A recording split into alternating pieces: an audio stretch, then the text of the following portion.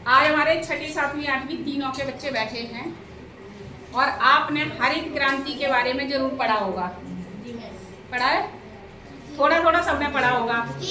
और जब हरित क्रांति की बात होती है तो दिमाग में क्या जाता है कि हमारी खेती के उत्पादन को बढ़ाने के लिए, गेहूं चावल के उत्पादन को बढ़ाने के लिए जो नए नए तरीके अपनाए गए हैं, जैसे अच्छी खादें डाली गई, पानी की प्रॉपर व्यवस्था की गई, पानी निकालने के नए नए संसाधन यूज किए गए, अच्छी मशीनों का यूज किया गया, वो सब हरित क्रांति के अंतर्गत आता है। खासतौर से किसके मामले में? गेहूं और चावल के उत्पादन के मामले में। आज हम तुमको ना इससे थोड़ा सा आगे की चीजें बताते हैं, ठीक है? एक तो हरित क्रांति में जो क्रांति शब्द है वो सबसे पहले हरित क्रांति शब्द का उपयोग किया था डॉक्टर विलियम एस गॉड। एक थे डॉक्टर विलियम एस गॉड ने हरित क्रांति शब्द का सबसे पहली बार प्रयोग किया था, ठीक है? कोई बात नहीं।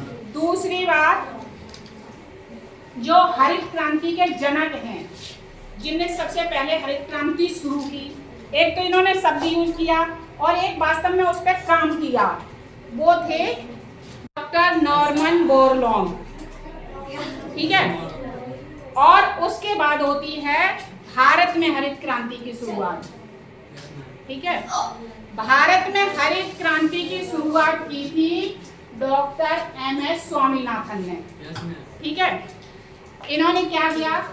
चावल और गेहूं का उत्पादन बढ़ाने के लिए अच्छी खादों का उपयोग, पानी की सिंचाई की उचित व्यवस्था, अच्छी मशीनों का उपयोग, इन चीज़ों पर जोर दिया और उससे क्या हुआ कि चावल और गेहूं के उत्पादन में वृद्धि हुई और जो बीज थे, बीजों की उन्नत मतलब अच्छी प्रजाति पैदा करी ताकि और उत्पादन बढ़े और हमारे यहाँ जो संख्या बढ़ रही है, लोगों की संख्या, जनसंख्या बढ़ रही है, वो जनसंख्या सबका पेट भर पाए, मतलब वो सारी जनसंख्या का पेट भर पाए, कोई भूखा ना रहे। तो गेहूं और चावल के उत्पादन में जो वृद्धि करने के लिए क्रांति हुई वो थी हरित क्रांति, और जिसकी शुरुआत किसने करी थी? डॉक्टर एमएस स्वामीनाथन ने। इसी तरह से हमारे यहाँ हरित क्रांति की तरह 11 क्रांति हुई है टोटल। शांत रहे बच्चों, 11 क्रांति हुई हैं। आप हरित क्रांति, गेहूं और चावल उत्पादन, इसके कौन जनक थे, किसने की थी? डॉक्टर एमएस स्वामीनाथन ने, ठीक है? उसके बाद दूसरी थी श्वेत क्रांति। श्वेत से मतलब क्या समझे? श्वेत माने सफेद, ठीक है? इसके नाम से ही पता चल रहा है, श्वेत यानी सफेद क्रांति। सफेद क्रांति की दुग्ध उत्पादन, दुग्ध यानी दूध उत्पादन, दूध सफेद होता है इसीलिए इसे कहा गया श्वेत क्रांति, ठीक है? और दूध उत्पादन की जो क्रांति चलाई थी डॉक्टर वर्गीस कुरियन ने, ठीक है? डॉक्टर वर्गीस कुरियन। उसके बाद आई थी नीली क्रांति। नीली क्रांति थी मत्स्य उत्पादन, यानी मत्स्य मतलब है मछली का उत्पादन। मछली पालन होता है, हाँ, मछली पालन होता है, लोग बड़े बड़े पॉन्ड बनाते हैं, उसमें मछली का बीज में छोटे छोटे उनके बच्चे जो भी हैं वो डालते हैं, हाँ, फिर उनको पालते हैं, उनके खाने पीने की और सारी चीज़ों की व्यवस्था करते हैं। फिर उसके बाद क्या होता है, वो धीरे धीरे बड़े हो जाते हैं, मछलियाँ हो जाती हैं, फिर उनको मार्केट में सेल कर दिया जाता है, मतलब बेच दिया जाता है, लोग उनको कंज्यूम कर लेते हैं। जो मछली उत्पादन है वो भी हमारे कृषि उत्पादन के अंतर्गत ही आता है, ठीक है? मत्स्य जो उत्पादन था वो करा था आरोण कृष्णन ने, ठीक है? आरोण कृष्णन, इसकी जो शुरुआत थी वो आरोण कृष्णन ने की थी, ठीक है? उसके बाद आई गुलाबी क्रांति। कुछ चीजें ना हमें उसके नाम से पता चल जाती है, जैसे पानी का रंग नीला होता है ना? और मछली भी अगर देखी जाए तो उसका रंग कुछ सफेद होती है, कुछ हल्की नीली सी भी रहती है। तो ये नीली क्रांति मत्स्य उत्पादन, श्वेत क्रांति दुग्ध उत्पादन, ठीक है? इसी तरह जो गुलाबी क्रांति थी प्याज और झींगा उत्पादन। प्याज तो पिंक कलर का होता है और शायद झींगा भी पिंक कलर का होता है, मैंने देखा नहीं है लेकिन है, ये भी शायद पिंक यानी गुलाबी कलर का होता है ना, और इसीलिए इसे गुलाबी क्रांति कहा गया। और इसकी शुरुआत की थी दुर्गेश पटेल ने। दुर्गेश पटेल ने आपकी पीली क्रांति। पीली क्रांति तिलहन उत्पादन, मतलब ऐसी फसलें जिनसे तेल निकाला जाता है। मूंगफली से तेल निकलता है, सरसों से तेल निकलता है, अलसी का तेल होता है ना। तो ये का तेल होगा। हाँ, ये का तो तेल नहीं होता बेटा। तो बहुत सारी चीजें ऐसी हैं जिनसे तेल निकाला जाता है। इनकी शुरुआत की थी सैम पित्रोदा ने। सैम पित्रोदा ने। हम पीली क्रांति तक पहुंचे थे ना। पीली क्रांति तिलहन जिनसे हमारा तेल निकलता है, ऐसी फसलें, और उसकी शुरुआत की थी सैम पित्रोदा ने। उसके बाद अगली है धूसर क्रांति।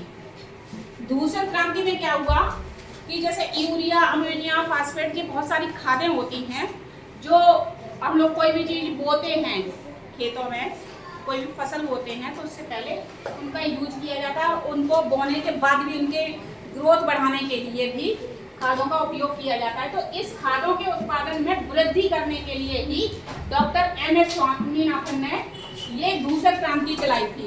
वो चाहते थे कि ज़्यादा से ज़्यादा खादों का उपयोग हो ताकि और ज़्यादा फसल अच्छी उगे और उत्पादन बढ़े और किसी भी व्यक्ति को खाने से संबंधित किसी तरह की कमी ना आए। ठीक है, तो उन्होंने उर्वरक उत्पादन पर जोर दिया और इसके लिए उन्होंने धूसर क्रांति चलाई।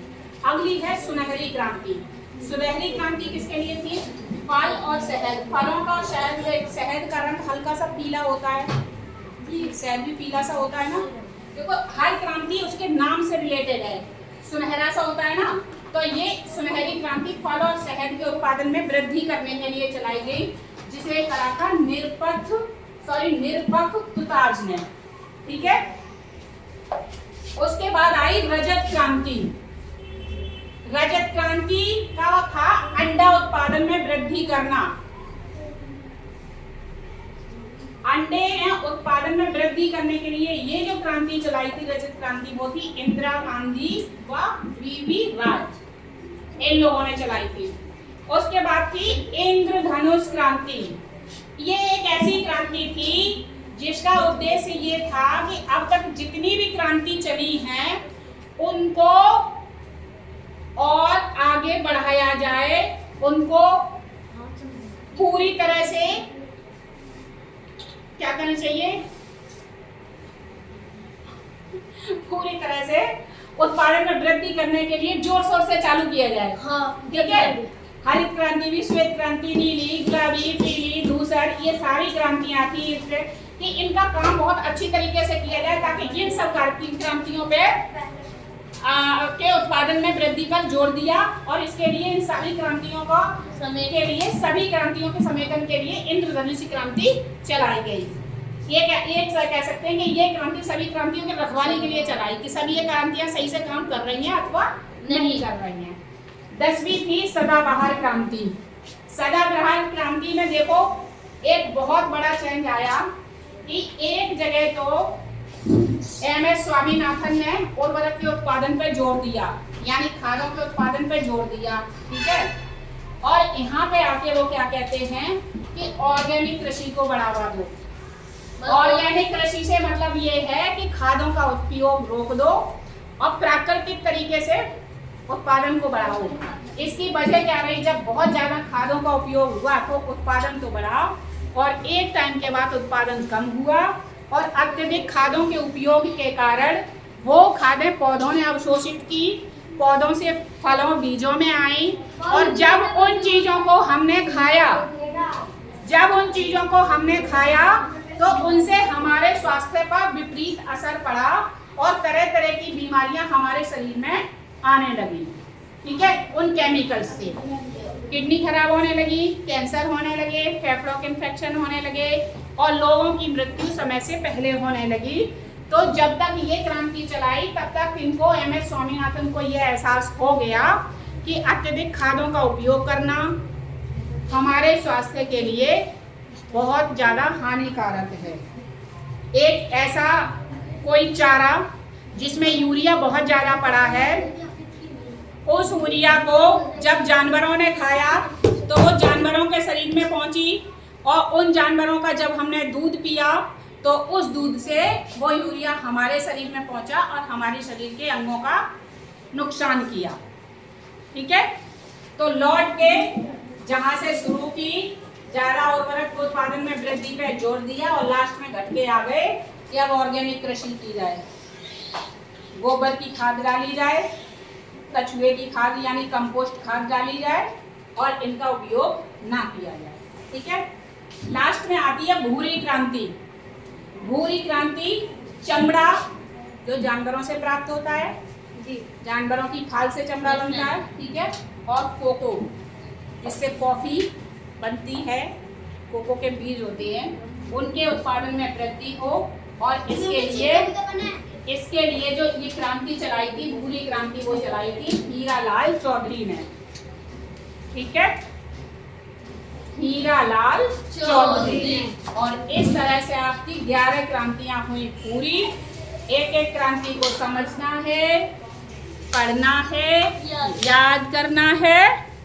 ठीक है, ओके बाय।